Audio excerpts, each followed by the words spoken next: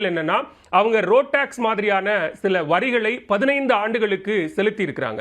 So அப்படியான சூழல்ல இப்ப 10 ஆண்டுகள் முடிஞ்சிருச்சுன்னா மீதம் இருக்கக்கூடிய 5 ஆண்டுகளுக்கு அந்த வரியினுடைய நிலை என்ன அப்படிங்கிறது ஒரு கேள்வி. அது மட்டும் இல்லாம ஒருவேளை அந்த வாகனத்தை எங்கேயாவது வெளியில விற்கலாம், வேறு ஊர்களில் வேறு மாநிலங்களில் பக்கத்து மாநிலங்களுக்கு விற்கலாம் அப்படின்னு பார்த்தா அது ரொம்பவும் அடிமாட்டு விலைக்கு அந்த கார்கள் விற்பனைக்கு போகுது. ஏன்னா டெல்லியில ஓட்டவே முடியாது, அதற்கு பெட்ரோல் டீசல் போட மாட்டாங்கிற காரணத்தினால ரேஞ்ச் ரோவர் மாதிரியான பல லட்சம் ரூபாய் மதிப்புள்ள கார்கள்லாம் ரொம்ப குறைந்த விலைக்கு விற்பனை செய்யக்கூடிய ஒரு நிலையை எட்டியிருப்பதாக கார் உரிமையாளர்கள் கவலை தெரிவிக்கிறாங்க. அதே நேரத்தில் டெல்லிக்கு உட்பட்ட பகுதிகளில் தான் இந்த கட்டுப்பாடு. நீங்க டெல்லிக்கு வெளியில இந்த பெட்ரோல் டீசல் கார்களை, இந்த ஆண்டு சிக்கல் இருக்கக்கூடிய கார்களை இயக்கிக் கொள்ளலாம் அப்படின்னு சொல்லப்படுது. அதையும் மீறி பெட்ரோல் டீசல்களை கேன்ல வாங்கிட்டு போய் இயக்கின கிட்டத்தட்ட 100 பெட்ரோல் டீசல் கார்களை போக்குவரத்து போலீசார் பறிமுதலும் செய்திருக்கிறார்கள். எனவே இது டெல்லியை பொறுத்தவரைக்கும் காற்று மாசு என்கிற அந்த அடிப்படை பிரச்சனைக்காகத்தான் இந்த ஒரு சட்டம் இயற்றப்பட்டு